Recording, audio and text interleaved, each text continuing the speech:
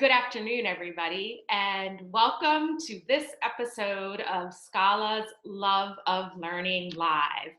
It's my pleasure to welcome today our distinguished guest, Professor Robert George of Princeton University. Before I begin the dialogue with Professor George, I just wanted to make a few comments on how this meeting is going to go. We have people logged in from all over the United States and, in fact, all over the world. This is a live webinar, which means that you in the audience get to submit some questions to us. I'll begin by asking Professor George some questions, and towards the end of the webinar, the final 15 or 20 minutes or so, I will go through your questions and continue that dialogue. So please look on below where it says Q&A, and that's the place to submit your questions. I also just want to say a couple of words about Scala Foundation that is sponsoring this Love of Learning series. Today's event is co-sponsored with the James Madison program in Princeton, which I'm very grateful for. I started Scala because I wanted people to be able to become like their own best teachers, people who really know how to integrate knowledge of a subject with a passion for learning. I started Scala in 2016 with the mission of spreading the knowledge about what a liberal arts education is and how that's related to ideas about the human person that come out of the Christian tradition. And Scala has become a movement of people, educators and students and parents who really care and are committed to a transformational, holistic form of education. Scala sponsors reading groups here in Princeton, where I'm a professor of practical theology at Princeton Theological Seminary, but also our alumni and faculty advisors sponsor events on different campuses. Scala has also hosted several conferences here in Princeton, and these in-person activities were so successful that during this time when everybody is now at home schooling, we decided to accelerate our plans to bring these great conversations online to listeners all across the United States and, in fact, all across the globe. So please, what I want now to do is welcome Professor George. When I tell people I'm in Princeton, one of the most common questions I get is, oh, do you know Robbie George? And I like to say, actually, with a little bit of pride, that I started graduate school in Princeton so long ago that Robbie George was here, but the James Madison program wasn't here, and the Witherspoon Institute program wasn't here. Now, I was fortunate to be a graduate student in Princeton when those institutions were launched. And I want to thank you, Robbie, for the work that you did, because I was a student studying for a PhD in sociology. And it was because you founded the James Madison program and helped start the Witherspoon Institute that a student like me, who really wanted to connect her passionate interest in social issues and connecting the social justice mission that I believed in with moral questions, that I was able to explore some of the foundational questions about truth and how those relate to the specialized field of knowledge I was in. So, Robbie, I think I have your title right, that you are the McCormick Professor of Jurisprudence at Princeton University, and the director of the James Madison Program in American Ideals and Institutions. Guilty as charged. Excuse me? Guilty as charged. Guilty as charged. You're a lawyer. Yes, you have a JD. Yeah, you do. Well, that's actually going to be my first question. You know, everybody knows what you do at Princeton, but I don't know everybody knows. My first question for you is, since today's topic is on education and human nature, I wanted to ask you just biographically, how were you educated? Now, education, I mean in the broad sense, both schooling, but also important adults in your life and faith tradition. Can you tell us about your schooling and also the most important adults in your life growing up who educated you? Sure. Well, I grew up in West Virginia. I had something of a Huck Finn boyhood, hunting and fishing and playing bluegrass music. I have my banjo here in my hand right now as we're speaking. Both of my grandfathers were coal miners. Both were immigrants. My mother's father came from southern Italy, from Calabria, fleeing the abject poverty there at that time. My father's father came from Syria. There, the flight was from Ottoman oppression. They ended up in Appalachia, southwestern Pennsylvania, and in West Virginia. They worked in the mines. My maternal grandfather was able to save up enough money after a while to go into a little business, a grocery business. So he ended up as a small businessman. My father's father never escaped from the mines. He was a coal miner and a railroad laborer for his entire life and died of lung disease. Uh, Neither of my parents went to college, but both highly valued education, uh, largely in the way that immigrant families value education. They saw it and preached it to us. I was the oldest of five children, all boys. They preached it to us as a way for social advancement, as the way to move up in the world, to not only grow in knowledge, but in the sort of knowledge that would enable one to have a better job, perhaps enter the professions, to have higher social standing, to be a person of influence. That was what education was, I thought, as I was growing up. And there's a lot of truth in that. I'm not downplaying that. It was only later, though, that I began to learn that the pursuit of knowledge is something fundamentally valuable for its own sake. And it was that realization that put me on the path that I have been on, the vocation of scholarship and teaching. In any event, my father was drafted into World War II right out of high school. In fact, he didn't even attend his own graduation. He was off at the war by that time. They sent his parents a diploma home. And that is what enabled him to escape the coal mines. When he came back, the world was changed. He had skills, although he didn't go to college or anything like that. He was able to get a job as a salesman and then save up his money and invest in some property, some real estate, and become a small-scale real estate developer. Now, again, my mother and father, though not themselves educated, put a lot of emphasis on education. It was very important to them that all five of their sons go to college. In fact, we all did go to college and all did go to graduate school. Four of us ended up at Oxford University as graduate students, overlapping. Actually, the odd man out was my brother Leonard, who my second brother, he did not. He was the one of us who didn't go to Oxford, but he got graduate degrees from Harvard and Yale. So we looked down on him, but he didn't do too badly. I was educated in public schools and in parochial schools when I was growing up. And then when it came time to go to college, my parents strongly felt, especially my mother, that we should go to the best college we could find.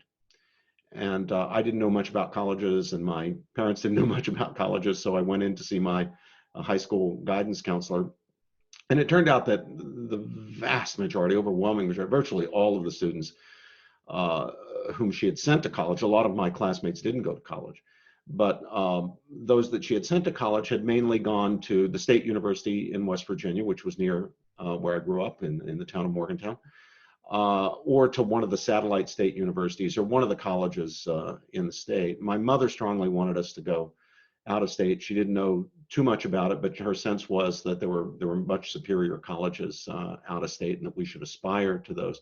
So my guidance counselor handed me a big old fat book, a big thick book called Barron's College Guide, and I had no idea what to make of that by way of trying to find a college.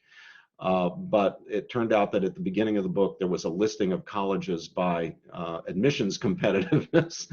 So right at the top, there was a category called most competitive, and it only had 12 or 13 or 14 universities and colleges in it. So I thought, well, okay, I'll look at these.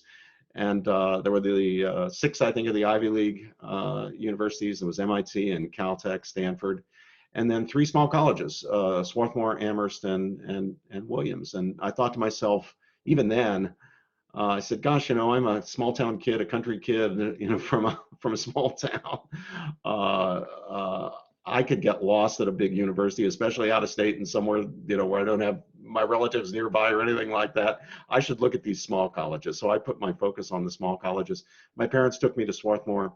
I fell in love with the place. First of all, it was physically beautiful. It's like an arboretum. It is an arboretum. The campus is, in fact, an arboretum, and it's a beautiful place. And I was struck by the intellectual intensity of the place, even though I wasn't at that point on track to be a scholar or anything like that myself. I was struck by how intense the discussions were of intellectual themes, and I was fascinated by that. Unfortunately, I was admitted there, and while I had a bit of a struggle because I was so far behind my classmates in terms of training during my freshman year, with the help of a couple of wonderful professors who took me under their wing, they noticed I was struggling, took me under their wing and brought me along. I was able then to catch up. And by the end, I ended up doing very well academically in Wonderful. college. It enabled me to go on to Harvard Law School and to pick up a master's degree at Harvard when I was there. And by that point, I had really come to a fundamentally different understanding of education and of the point of pursuing knowledge, a deep appreciation of the pursuit of knowledge as an end in itself, and an aspiration to become a scholar. So in my field, the field I had gotten most interested in, it's right at the kind of border of philosophy of law and moral and political philosophy. The place to study, Margarita, was Oxford University. If you were interested in the analytic tradition of philosophy and interested in Right. philosophy of law and moral and political philosophy, Oxford was the place. The great thinkers, the great figures, were there at least many of them. And so I was blessed to be admitted to the program in philosophy of law over there, and I was able to study with two of the great figures, Joseph Raz and John Finnis. And then it was really right out of graduate school that I was hired at Princeton. I Wow, came that's to Princeton wonderful. as a tenure track assistant professor. I was fortunate enough to get tenure on the basis of a Okay. book that I had written and some articles, my book, Making Men Moral, Civil Liberties and Public Morality, which was a challenge to the dominant, at the time, a Well, form of liberalism in contemporary political theory. And then in 1999, I was given the endowed chair that I hold that you mentioned, the McCormick Chair. um, So that's my story. and then the James Madison program and everything else. So now, before That we was move, 2000. that was in 2000. Okay, I 2000. remember that. Now, so before we move forward, I just want to pull out a few really, I think, important insights from listening to your biography around education. You're the, you're the oldest of five boys in West Virginia. Your parents were not college educated, and you were taught, as I was, because my mother is also an immigrant, a refugee to this country from Cuba, you Cuba. were taught that education is an important tool for upward mobility, which I still believe it is, and you do. But you mentioned this transformation that from thinking of your college degree or eventual higher studies as a means towards an end, you came to appreciate the pursuit of knowledge as an end in and of itself. Is that what you said? That is exactly right. It was the transformative event in my adult life, really, Margarita. The transformative It event. was the transformative event. Yeah. Right. There's no doubt that knowledge is tremendously instrumentally valuable. By pursuing knowledge, we cure diseases, we build buildings, we create great works of art and literature. The culture itself is the fruit of knowledge and the pursuit of knowledge. It's of great instrumental value. But what I hadn't gotten onto until really my sophomore year in college was the idea that knowledge is not purely or exclusively instrumentally valuable, that there's an even more fundamental sense in which knowledge is valuable, and that is it's valuable as an end in itself. And I can tell you exactly how this happened. I I, can tell you I yesterday. That is fascinating. Okay, so I do want to ask you before you tell us the story of how you got this insight. I just wanted to ask you, have you read one of my favorite books that I teach every summer in the Scala seminar, Rediscovering Integral Humanism? Have you read Jacques Maritain's book, Education at the Crossroads? Oh, yes, a long time ago, as a matter of fact. That's a very valuable and important book.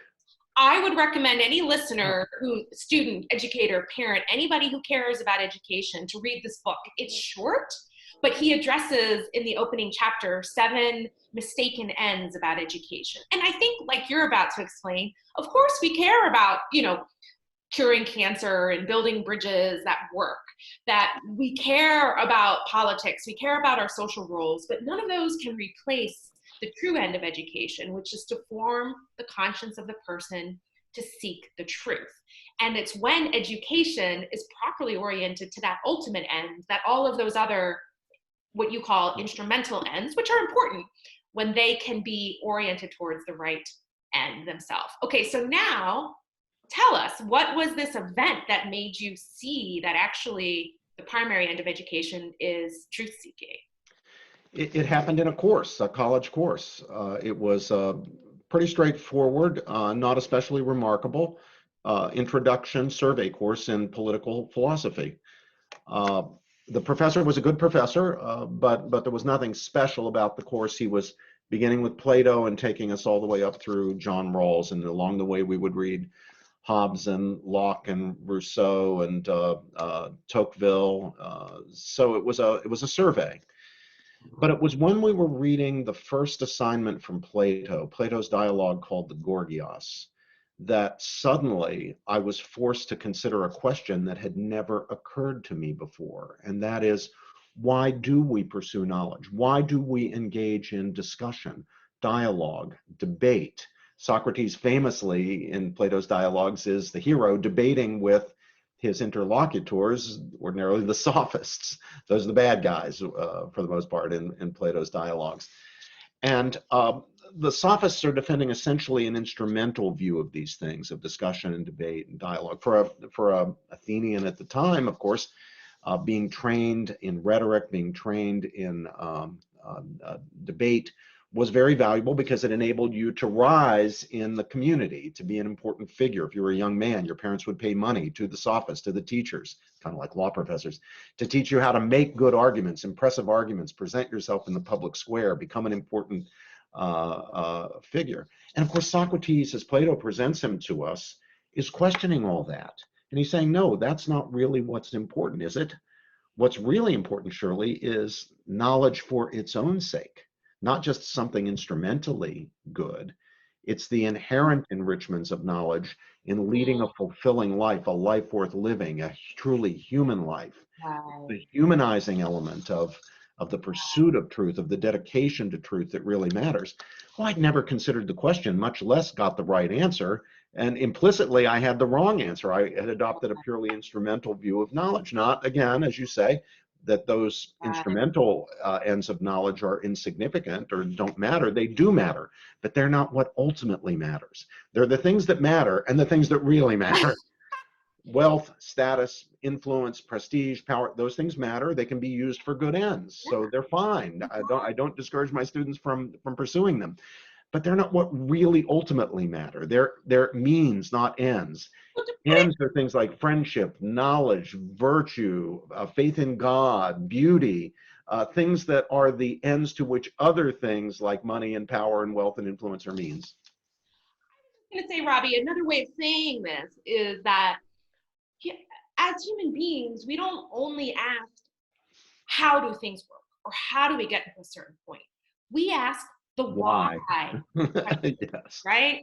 Exactly. And when you say the pursuit of truth is an end in and of itself, we can marvel at how something works and we want to know why. It's the beginning of scientific inquiry.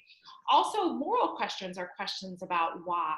And what I find too often is that by focusing simply on the how questions, students aren't being given the chance to ask these why questions. And this is what Maritain was warning about. And I one day, you might enjoy this story, Robbie, I one day was preparing to teach Maritain and contrast him to another very influential educator named Paulo Freire.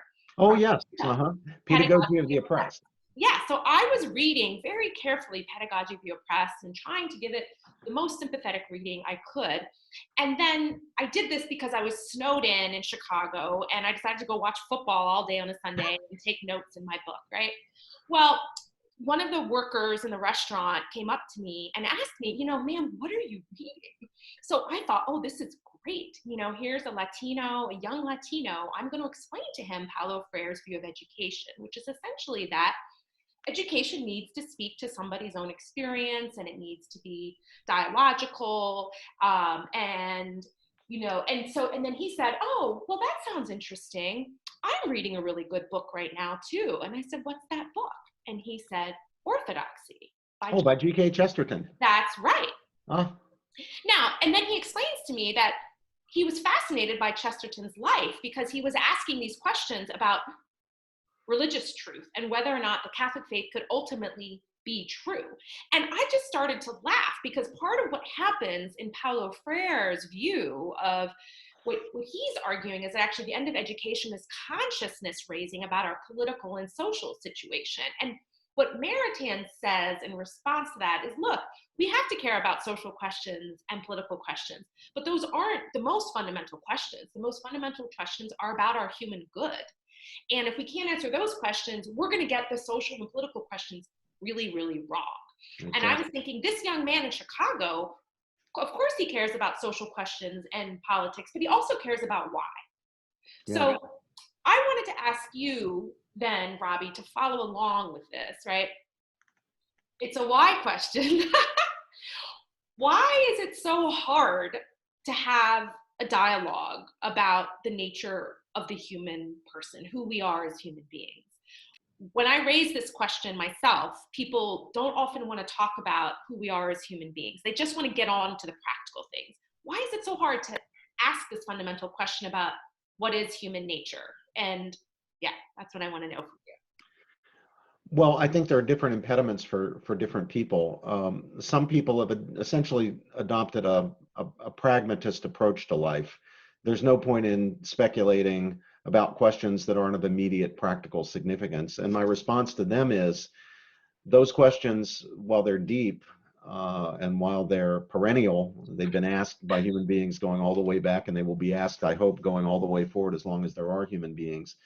They are, in a certain sense, the most practical questions to ask, because there's no point in choosing one course of action over another unless you know at some level why you are doing it. And sometimes very important life choices that we make depend on where we come down on the great existential questions, the great questions of meaning and value. So they're much more practical than pragmatists generally give them credit for being. Now, that's something that Chesterton himself, I think, noticed, and you get that, it's brought out in his book, Orthodoxy, a book he wrote, by the way, as you'll recall, Margarita, before he was a Catholic. Orthodoxy is in the pre-Catholic, the long pre-Catholic Chesterton period. But you don't have to be a Christian or even a Catholic at all or you don't have to be a Catholic or even a Christian at all, I should say, to appreciate the force and importance and truth of what Chesterton is suggesting to us there. These questions are very practical questions. They are questions about how you lead a life. The fact that they're deep questions, that they cannot be given a ready, off-the-shelf answer, that they force us to think very, very deeply, that they're debatable, that reasonable people of goodwill can disagree about them. That doesn't mean that they are not of practical significance. They're very practical significance. Now, for some people, the impediment isn't so much that they've adopted a pragmatist view of life, it's that they're ideologically locked into the idea that questions like the great questions of meaning and value do not admit of answers. So they've already got that as a dogma. They often claim not to be dogmatists. In fact, they often claim to object to religion because it's dogmatic. What an irony.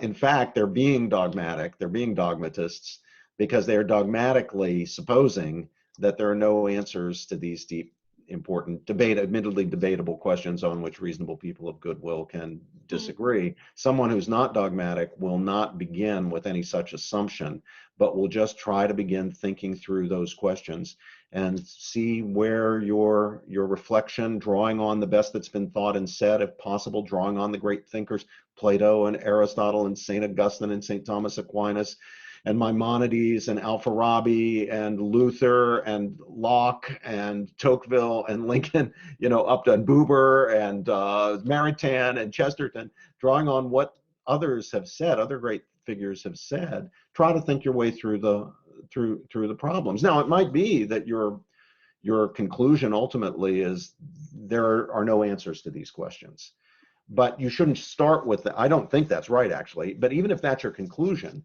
you shouldn't start with that as your premise.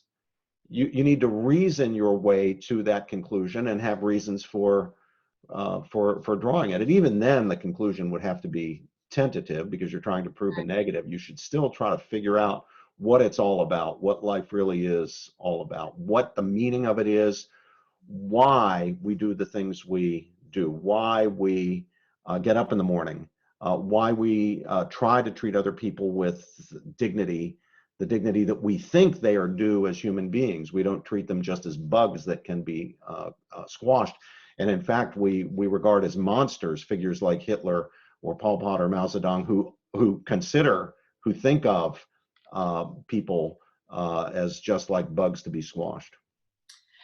Yeah, now that you mentioned that, I wanted to again refer back to, I think, one of the key texts that was an awakening for me, which was reading the book by Jack Maritain, Education at the Crossroads. Now, he wrote that book in the middle of World War II. So, and he wrote it, in fact, he delivered it in the United States. He was a Frenchman, and he admired the American educational system, but he feared the possible totalitarian impulses of taking over education to form people really well in one or another skill for the wrong end, which was what was happening at the time in Europe, in particular in Nazi Germany. And so for me, Maritain's definition of the person, or his understanding of the human person, which I wrote about this in a Real Clear Policy article called Educating the Human Person. And part of what Maritain wants to rescue is the dimension of the human person that is the inner conscience or the soul, right? I think one of the tendencies or perhaps misconceptions about the human person is that because our social roles or our political circumstances or material conditions are so strong, that determines who we are. And, you know, Maritain says really strongly, no, there is an inner core of the person, the soul, the conscience, that might be influenced by the social or political or material context, but can't be reduced to it. Yeah. So I think that just if you could say something about that, because I think the general issue I find around discussions of human nature, maybe it's this nature versus nurture kind of battle that people want to emphasize nurture and environmental conditions so much that they forget that, from my point of view, speaking as a Catholic, but I think as a viewpoint a lot of other people can affirm, we're endowed with a certain nature by our Creator, and we're free because our Creator created us to become free. Would you agree? Yeah. There is a lot to be said about that. I'll only be able to address part of your points here, and this relates to education. So this is directly on the topic of human nature and education. We human beings, if we believe the biblical story, are made in the very image and likeness of God. We are also made from the very dust of the earth.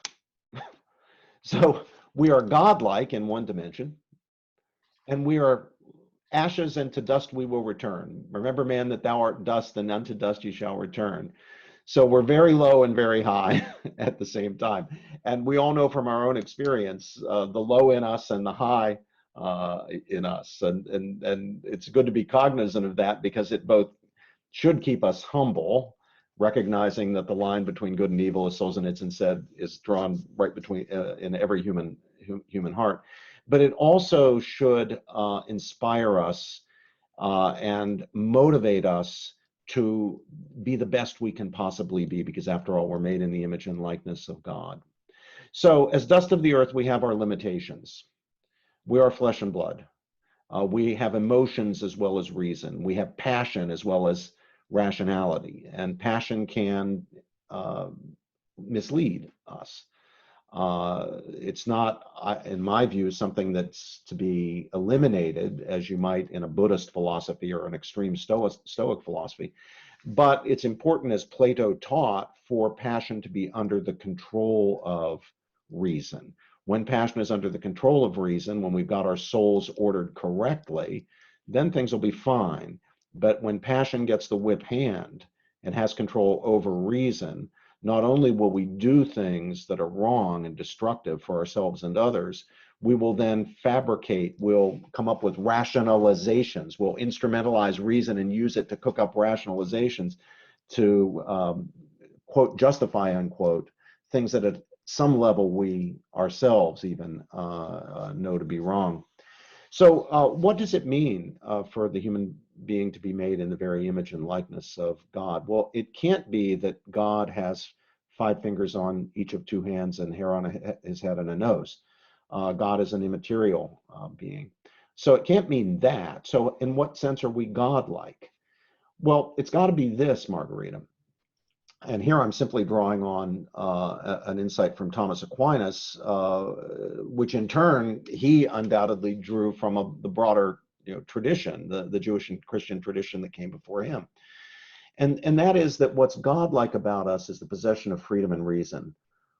What God is able to do is to actually envisage a state of affairs that doesn't exist, recognize the value of bringing that state of affairs into existence, and then acting freely on the basis of his understanding of the rational point, the point of bringing it into existence, bring that state of affairs into existence. God is not pushed around by instinct or impulse. And there's a sense in which we are not too. We're not relegated to that. Now, at the same time, we are animals. We are dust of the earth. We are animals.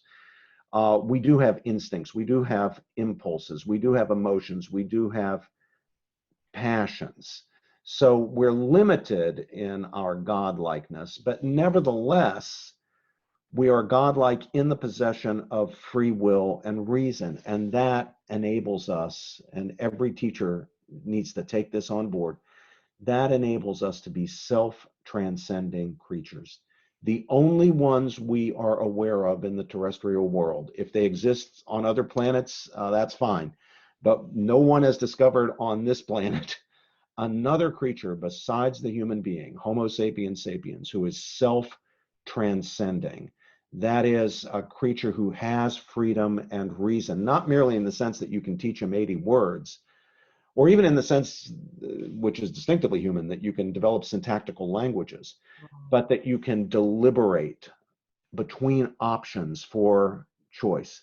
You can understand the reasons undergirding the competing options. You can choose, not on the basis of impulse or instinct, but on the basis of judgment, rational judgment, what I ought to do, what I ought to opt for between those competing possibilities. We are able to transcend the material aspects of ourselves, our own animality. That's not to say that we are not animals. We're not spirits. We're not ghosts in machines. The real us isn't some immaterial ghost living in the body considered as a machine. That sort of dualism, I think, is philosophically untenable, and is certainly contrary to the Jewish and Christian understandings of the human person, Jewish and Christian anthropology. So I'm not denying our animality. What I'm saying is that what's distinctive about us and important about us is that we can transcend that animality because we're not merely material, we're not merely animals. And the evidence for that is our own experience of our own rationality and freedom. Robbie, that was fantastic. And it sets us up, I think, for another really important question, which is, what does this kind of education look like in practice? But if I could pull out momentarily what I think are the key points that you were saying, you just summarized for us brilliantly in less than 5 minutes a lot of debates in philosophy about the human person. And what I understood you to be saying is that the human person understood as created in the image of God, the Judeo-Christian understanding, the biblical vision of the person, as you said, we're made for great things, but we're pulled down as well by passions that, when not rightly ordered, can take us away from our true ends. But you also said, I think brilliantly, that we have freedom and we have reason. And we are meant to develop those God-given capacities of freedom and reason, to develop them well, to be able to make the right judgments. And therefore, the end result is not that we get rid of our emotions and passions because they're evil. Like, you were very clear in saying, we're animals and that's part of who we are. There's nothing inherently wrong. We're not Gnostics. We don't deny the materiality, the animality of the human person. We have passions, we have desires, but we're not pure spirit either. So the end goal is really to integrate these different aspects of what it means to be human. But ultimately, if I heard you correctly, to integrate our passions, our emotions with our reason, and then ultimately with our freedom to use our God-given human nature towards the proper end and make the right choices that ultimately, in our own experience, confirm that this is the right way to live. Is that a fair summary of what you've just said? It's a very fair summary. And now let me just add something to it. The other thing we have to appreciate as an implication of all that our freedom and our reason means that we, as free and rational, are also responsible. We are under judgment. We are responsible for our actions. Tigers and lions are not responsible for what they do. They lack freedom and reason. They cannot do other than what they do. They are not self-transcending. So we don't criticize a lion for chasing down and killing a gazelle, or even chasing down and killing another lion in some sort of territorial fight or something like that. We don't criticize a squirrel for not storing up enough nuts in the winter.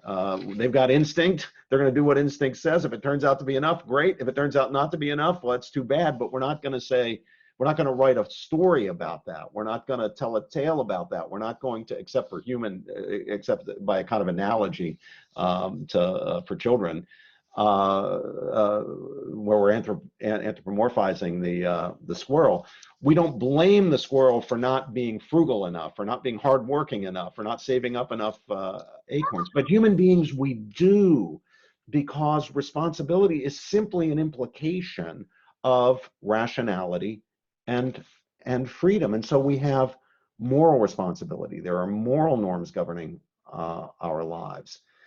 Now, all of this presupposes that freedom and reason are not illusions. There are certainly people philosophically who argue, important philosophers have argued, figures like David Hume from the History of Philosophy, that experience of freedom and reason is or is largely an illusion, that we're animals like other animals.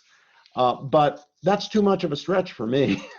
I think all of us, including Hume himself, when push comes to shove, realize that we are free, that we're not forced to do this or do that in many cases. We have made a decision for which we are responsible to do this or that. We really are self-transcending.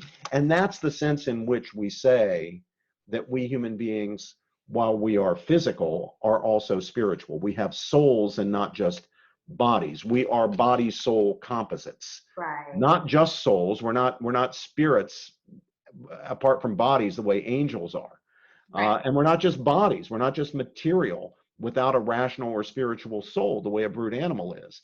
We're animals, but we're not brute animals, and that's because we're self-transcending, rational, free, responsible.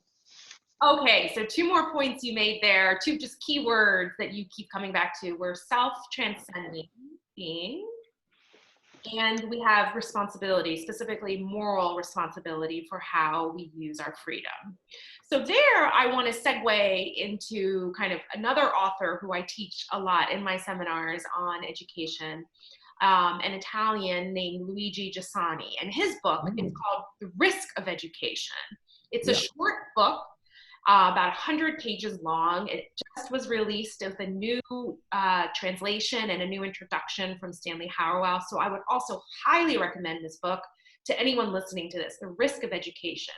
And he focuses, I think, very squarely on the point that you just made, that we're self-transcendent. And he talks a lot about education, about what does it mean to actually understand human experience and the desire for the infinite and for beauty and for goodness. But he also talks about, and here's what I wanted to ask you, he says, hey, why don't we take these questions about the nature of the human person and open them up for rational debate, as you have been describing, right? But he says to do this, teachers really should acknowledge that they're starting that debate from a particular tradition, from a starting point. Yeah. So I wonder if you could comment on that, because tradition is a word that in the United States, we tend to want to answer every question ourselves and make it ourselves. So tradition, what's the role of tradition in education? Well, here I've learned a lot from the philosopher Alasdair MacIntyre. I have a lot of regard for Giussani. But I have not been a careful student of Giussani, and it might be that MacIntyre is simply replicating here what Giussani said years earlier. But MacIntyre, who's a contemporary philosopher, Catholic convert who teaches at Notre Dame, but a very important figure for his entire adult life, really, in a modern secular philosophy, MacIntyre makes the point that there is no view from nowhere. There is no neutral vantage point, no Archimedean point from which we assess great questions, great existential questions or philosophical questions. We're always coming from a standpoint. and we're shaped by traditions of thought that supply things like language and concepts that enable us to think at all, especially about important questions. You'll be brought up in a particular tradition. Parents who try to bring up their kids in no tradition fail. They actually do end up bringing up their kids in a certain tradition. They impart certain understandings, concepts, ideas, presuppositions to their children. They're fooling themselves if they think they're simply raising their children neutrally. They're not doing anything of the kind. They've created a tradition of their own in which they want to raise the kid. But kids will be brought up in one tradition or another. Now, that tradition will enable them, whether it's a secular tradition or a religious tradition, a philosophical tradition, a set of ideas, a worldview. That tradition, whatever it is, will enable the child to begin thinking about questions. And he'll encounter some of the answers that the tradition itself supplies to questions, including great questions. So a Jewish child or a Protestant child or a Catholic child or a Muslim child or a Buddhist child or a child raised under, say, Cuban communism or Chinese communism in that form of secularism, or a child raised by secular progressive or secular humanist parents is going to have certain answers that are supplied to certain questions.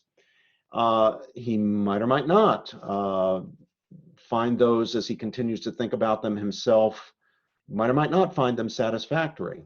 McIntyre notes that often it's the case that operating from a certain tradition, perhaps the tradition in which one was brought up, one begins to notice that the tradition itself generates questions that the tradition itself cannot provide satisfactory answers to. So that it's the tradition itself that enables you to raise the questions, but then you notice that the tradition itself doesn't provide the resources for answering the questions. At this point, McIntyre says, and this is in his book, Whose Justice, Which Rationality? At this point, he says, the person goes into an epistemological crisis. You've got an important question, a question that your tradition sets for you. It's led you to ask, but it doesn't provide the resources to answer. At that point, you begin to look for alternatives. And this is how conversions happen, whether they're religious conversions or more broadly, conversions of worldview. That you begin now to find the tradition you're in to be unsatisfactory on its own terms. And you look elsewhere to see if you can find an alternative approach, alternative tradition, that will answer those questions, that's capable of generating those same questions, presenting those same questions, shaping them, rendering them addressable, that can at least give coherent, decent answers to the questions. McIntyre himself is a person who's been through several conversions. Before he became a Catholic, I think he was a logical positivist and a Marxist or pseudo-Marxist, and he may have begun as some sort of Protestant, Irish Protestant, I believe. So he's been through this process himself. So he arrives at these reflections, just reflecting on his own personal journey. But that squares certainly with my impression of how things work, and indeed with my own personal experience. I haven't ever been through a religious conversion. When I had my encounter with Plato, my life-altering encounter with Plato, it did make me rethink everything. So suddenly everything was on the table. All the stuff that I thought I believed, all the commitments I thought I held, I suddenly felt it was necessary and exciting to study all those. Some of the beliefs that I had grown up with and held just come to pick up, maybe with the ambient culture. I no longer could affirm. They didn't make sense to me anymore. I was converted away from them. Others, in my case, my religious beliefs, became stronger. I actually thought the case for what I believed religiously as a Catholic was stronger than I had thought it was prior to actually beginning to raise those questions. So my politics changed a good deal. My religion deepened rather than changed. But it's in those experiences of questioning, of raising questions, of looking for the resources to answer those questions, that the development, whether it's conversion or not, strictly speaking, that development happens. Thank you so much, Robbie. That was really eloquent. I will just say that, again, in Jasani, in his book, The Risk of Education, I think an image that captures what you just described. He says tradition is like a backpack. Everybody comes into school carrying their books and their pencils and this, but their tradition is also a backpack. It's this set of presuppositions and understanding of the human person, of the world. And part of what we need to do in education, this is why he says it's a risk, because you talked about it. We need to unpack what's in that backpack, and we need to put it out for rational examination. And doing that is a risk. It's a risk. Oh, that is so true. I'm so glad you brought that up, Margarita. This is a point that in the public dialogues and in the classes I've been teaching with my dear friend Cornell West, we really emphasize that when you open your mind, when you do learning in a serious way, when it's not just the acquisition of skills or bits of information, but when you're really truth seeking, when that's what you've committed yourself to, you're in a risky field, because you don't know where this inquiry is going to lead you. You don't know who you're going to be at the end of it, if there ever is an end of it, because it's a lifelong, learning is a lifelong business. So, you know, you take a certain existential risk in doing that, because we do tend to wrap our emotions rather tightly around our convictions. And if this is our beliefs, or the beliefs that we were raised in, we wrap our emotions pretty tightly around them, and we're afraid of changing them. We're afraid of being forced to change them by the power of reason, or the logic of the thing, or the evidence that's presented. So you take a risk when you open yourself up to truth seeking. We're going to consider the evidence. We're going to consider the logic. It's going to be uncomfortable. It's unsettling, as Brother Cornell says. It's unsettling. A good education is unsettling. And this is my job as a teacher, and your job, Margarita, as a teacher, and Cornell's job as a teacher, to unsettle our students, to get them into the truth-seeking mode. And that's a dangerous, risky business. It could disrupt our emotions. Because we do wrap them around our convictions. If our convictions turn out on reflection maybe to be not fully warranted, or maybe we should think something else, it could cost us friendships. It could damage our family relationships, and of course it's gonna leave us with an identity issue. Yeah. Because we do tend to identify with our beliefs. Some of our beliefs are identity forming. And this is something that I wish more students who are falling victim to the ideology I call identitarianism would consider. Even our most cherished identity-forming beliefs are on the table once you've made the commitment to truth-seeking.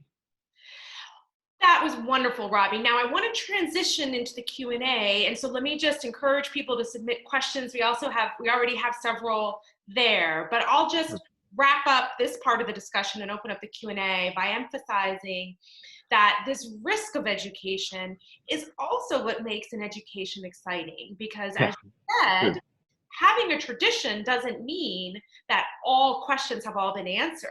Every tradition acknowledges that there are more questions to be answered. And so taking this risk is stepping into the mystery and stepping into the fact that truth is actually external to us. We can use our tradition as a guidepost to get there, but by definition, there's more to be learned. And that excitement, I think, is wonderful for students. And when students encounter a dialogue that's not a dialogue where the conclusions are already given in a political program or in a particular social order, right? The questions are truly open, and the professors and the students are on this journey together. That is when learning gets exciting. So it is risky, but you also use the word multiple times. As human beings, we have responsibility and moral responsibility. So an educator, a good educator, as you said, unsettles their students. Well, they also have a moral responsibility to journey with them, to put their own understanding back together. And Jasani makes this very clear. To unsettle students is not to leave them as skeptics about truth. That's not the job of an educator. He actually says that's a terribly irresponsible thing to do. It's to open up these big questions and be willing to accompany them in finding an answer to them. That's an important distinction, I think. It's critical. Let me share one more little personal story. And then I want to go to the Q&A because the questions are pouring in. So as I mentioned, you know, my mother's got a bunch of fancily educated sons with fancy degrees, but my mother herself did not go to college, but she valued education and wanted it for all of us. And this is a memory, one of my earliest memories. I was 6 years old, and my mother was sending me off to school. My father was going to drive me to school. It was the first day of school. I had a little jacket on, a little bow tie, and my mother came outside onto the little walkway in front of our house. My father was pulled up in the front. He was going to take me out to the car. And as my mother gave me a little hug, I was 6 years old. Can you believe this? My mother gave me advice, which is so valuable. And it's now what I tell all my students. My mother said to me, always think for yourself. In other words, you're responsible for your own opinions and beliefs and choices and actions. You know, you can't rely on other people to do that. You've got to think for yourself. Don't allow yourself to be she didn't spell it all out. And Lord knows what I made of it at the time, but it's what she said to me. Think for yourself. And if you take that advice, you're not going to go too far wrong. And I think we need to encourage our students to do more of that. Don't just pick up your ideas from the ambient culture. Don't just go along with whatever the trendy thing is. You know, think for yourself. It's a hard job. It's difficult and it's risky, but you're responsible for it. Wonderful. Well, thank you, Robbie. Now, to go to some of the questions from our listeners. Some of the questions that are coming in are questions that I get often when I talk about this, because people want to affirm the truth and the beauty of what we're saying. But a lot of times the questions revolve around, how does one actually live this? Because in many ways, our educational institutions are not set up to do this. So we have one listener named Charlotte who's saying, you know, what do you do if you're in an institution where students aren't really encouraged to be asking these why questions? And how do you bring this in to the classroom? And for those students, maybe like Charlotte, or maybe like a woman named Susan who's asking a question, who are really thoughtful about these questions and realize their peers aren't, how do you bring that up without seeming like you're better than somebody else, right? So how do you raise these questions, whether you know them or not? And if you do have a good answer to them, how do you share them with other people without maybe talking down or sounding superior to other people? Yeah. Well, in my own experience, as I mentioned earlier, the key was two professors who were genuine truth seekers, who were deeply committed to liberal arts learning. They were right where they should have been at Swarthmore, you know, a premier liberal arts institution, because they were committed to that mission. They took me under their wing, and so I learned to ask those questions really under their tutelage. I had that important encounter in the class of another professor with Plato, but I don't want to put so much emphasis on that I underplay the importance of the guidance I received from those professors. Now, Charlotte and the other student who asked the question, I'm sorry, I've forgotten her name, but let me tell you this, wherever you are, I don't care what university or college it is, there will be one or two or three professors there who are interested in these questions, believe me, who are not dogmatists, who don't have some ideological agenda they want to ram down your throat. They're thinkers, they're truth seekers, and they want you to be one. Now you've got to find them. I got lucky, but maybe it was God's way of blessing me for being an ignorant kid from the hills of West Virginia with my banjo on my back and no shoes. That I just fell into the arms of these two professors. You might have to seek them out, but they are there. Seek them out. Ask questions. Ask about the different professors. You'll be able, even from your peers, to figure out who they are, and then go and see them. Visit them. Visit them in their office hours. If they're offering a course, sign up for the course. And if it turns out the first time that this guy is not what you expected, find another professor. He or she might be the one. They are out there. And look, don't hesitate to raise these questions with your classmates. I mean, that's what college is about. These late night talk sessions that they have in college. We all have been through this, who've been through college. I know they still go on today. I have students who tell me they still go on today. Raise these questions. No, nobody can accuse you of trying to put yourself forward as better than everybody else just for asking questions. You don't even have to get all aggressive in pushing your own answer to the questions. Just first ask the questions, and then if you've got a view, you might put it on the table and say, well, here's how I think about it, but I'd be curious about how other people think about it. Who's going to think of you as stuck up or arrogant if you ask it that way? I mean, here's what I think about what's important in life, or here's what I think about God, or here's what I think about what justice actually is. Does anybody have a different view? Or am I idiosyncratic here? Do other people see this as I do? Just put the question on the table. So I think to summarize, and then I want to move on to another set of questions, but I think it's really important that what I hear you saying is both that education and what good educators do is unsettle students, but good educators also accompany students. And you're giving advice to students in any institution that you're going to be unsettled by something that you hear, but you're also going to find people who might be more similar to you. And what I hear you saying, and this is the advice that I give students, don't only surround yourself with people who already think what you think. Oh, absolutely. Don't only surround yourself with people who always disagree with you, right? You need to seek out both. Even my nephew, Lucas, who's a homeschooled high schooler in West Virginia, who's been a participant in the James Madison Program summer program, he's asking this question. He's listening to this today. And that's my answer to him. And that's my answer to everyone else. Like, look, you have to be able to have a sense of where your peers or your friends or your teachers are in this journey. Don't be afraid to ask the question. Don't always expect that every dialogue is going to end with a perfect agreement. You're going to be open-ended, and do seek out people similar to you and people different from you. And you'll find both in any environment. I haven't heard of yet any environment that's so perfect in all of its answers that students aren't being challenged. And that wouldn't really be a fun environment, because students do want to be challenged. But now, absolutely, the time that we have left, I want to get to another question that keeps coming in the Q&A in different forms. I'm hearing this question from Hannah Czar, who's an alumnus of the Scala Summer Program. I'm hearing it from a few different voices, and it's really about the emotions and the passions and the integration of those with reason, right? So Hannah's asking, for example, if our instincts and impulses are part of what we share with animals, do we not, are these emotions exclusive to human nature or also reflect God's image? And if so, is reason our most godlike feature, or is it reason and the emotions maybe together? And other people have been asking this too, like when you talk about reason, how do you see reason in relationship to the emotions and the passions in terms of who we are as human beings? Okay, that's a complicated and difficult question, and I certainly don't have the last word on it. I have some thoughts about it. Just before addressing it, though, very quickly, I want to lay some emphasis on a point you made. It's very important to engage seriously with people who come from different backgrounds, different traditions of thought, different traditions of faith. These are the people you learn from. Often, by the way, it's not from the profound disagreements that you learn, it's from points of agreement. So look at some of my best friends. Some of my best friends are Cornel West. I'm a conservative, he's a progressive. I'm a Catholic, he's a Protestant. We learn an enormous amount from each other, and we love each other.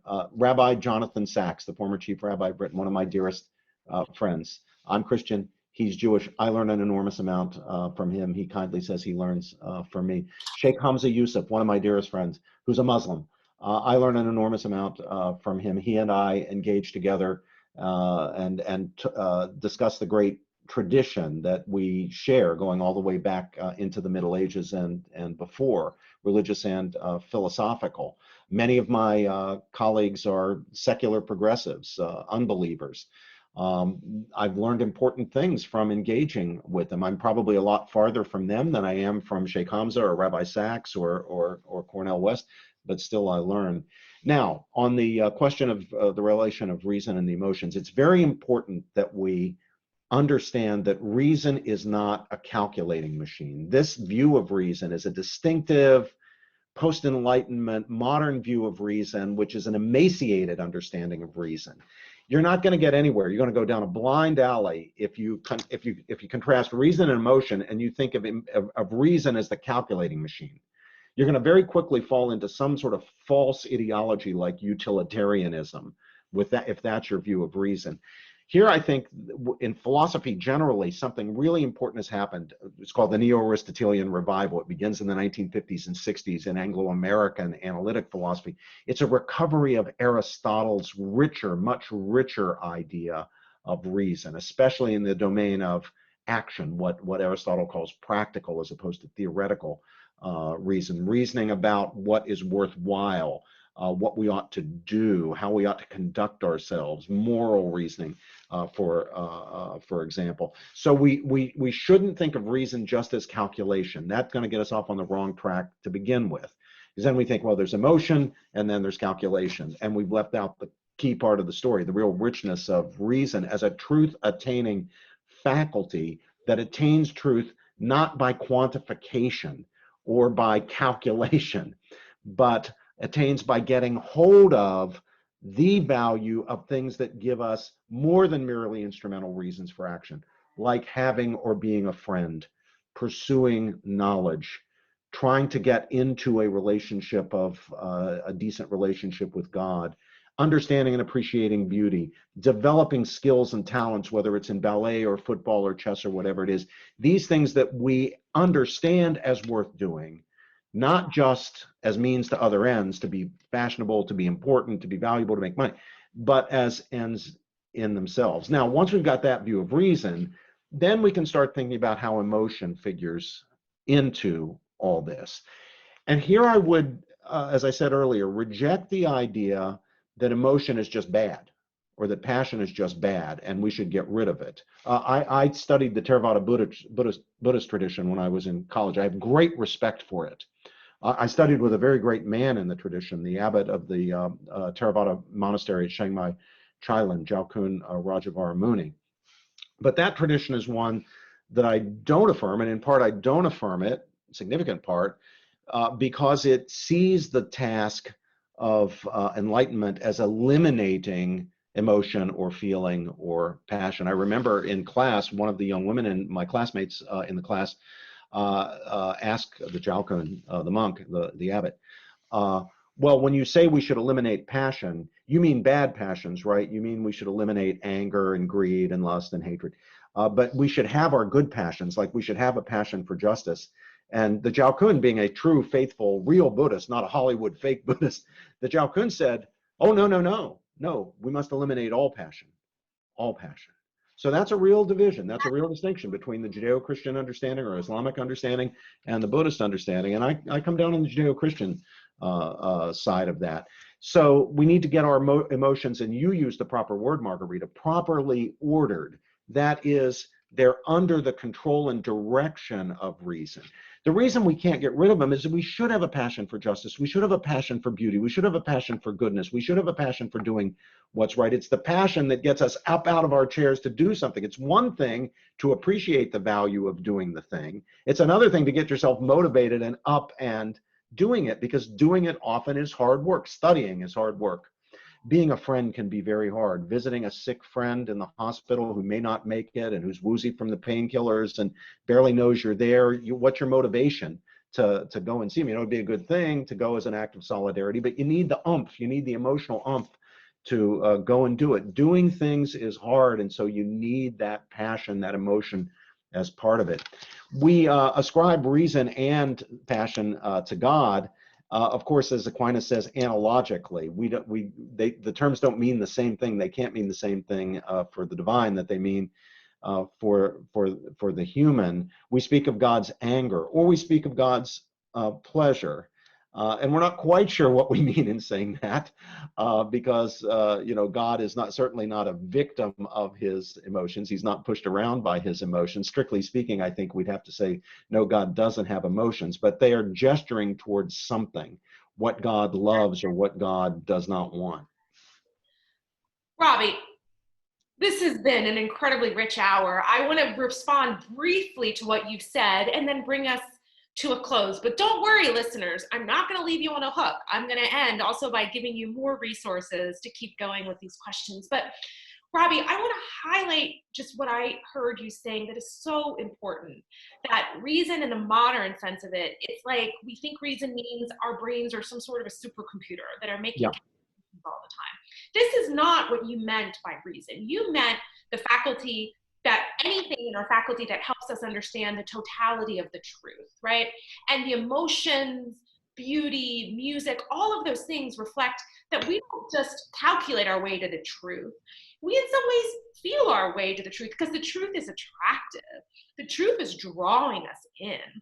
And that's when we can bring together the conceptual, the scientific, and also the poetic aspects of knowledge and integrate them with our interior life, that knowledge becomes unitary, right? So I think you have a very expansive concept of the reason, of reason, as anything that leads us to truth. And our passions and our emotions, when educated and rightly exercised, attract us to the truth. And that's just a different process than making calculations, which we should also do. But I think one of the issues in education is precisely that without this full understanding of the human person, as you and I have been talking about, if we only educate the part of our reason that's making calculations, if we only educate the experimental science, and we're not educating the moral, the intuitive, the emotional, the longing for beauty, then we've left out a key part of who we are as human persons.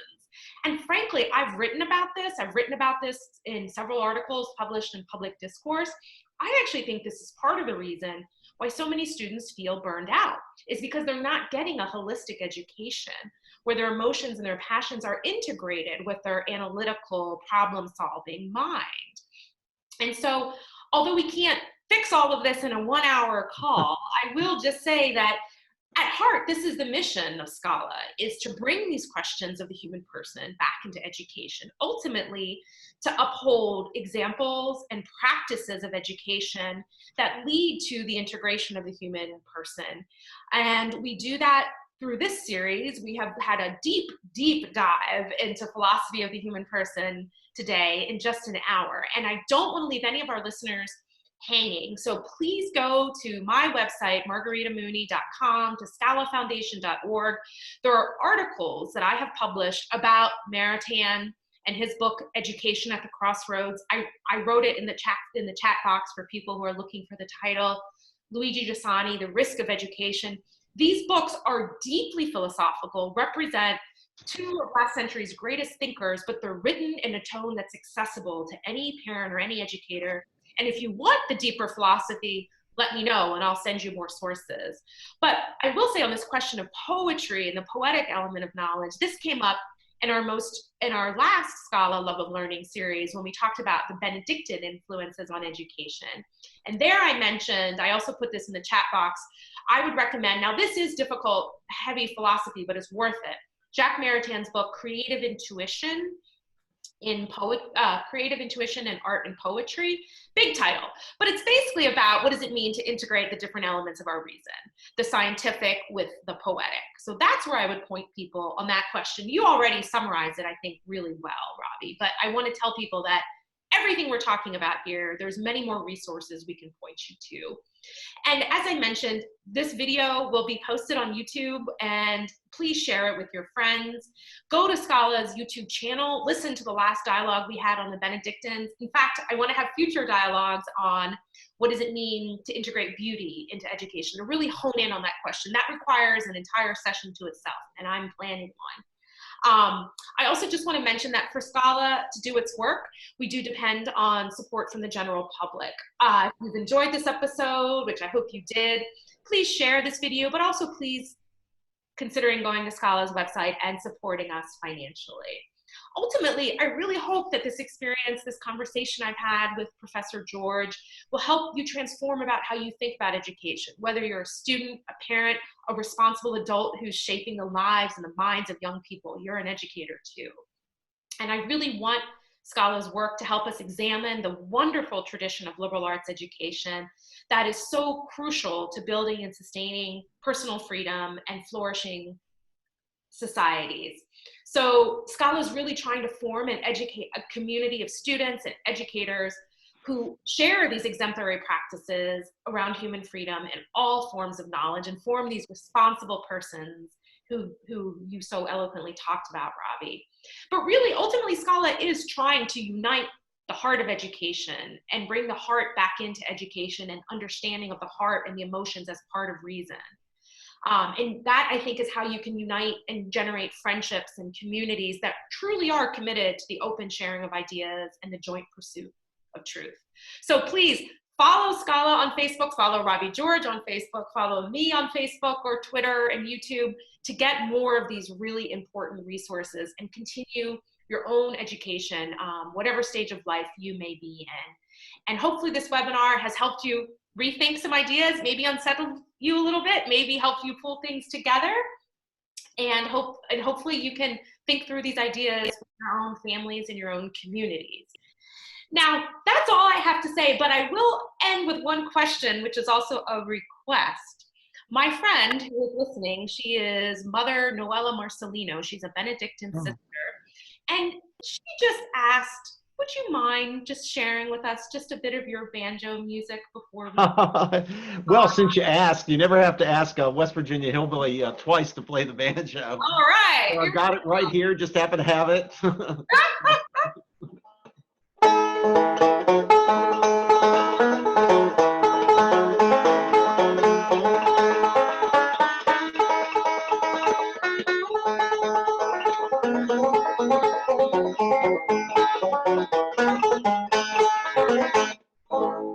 How's that?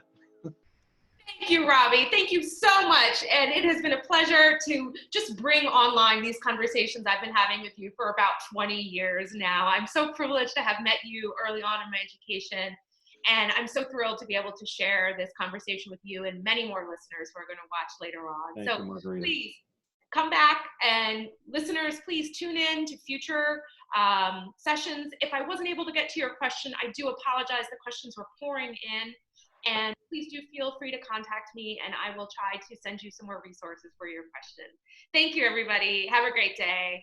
Bye, Robbie. Margarita. God bless you. Bye-bye. God bless you. Bye.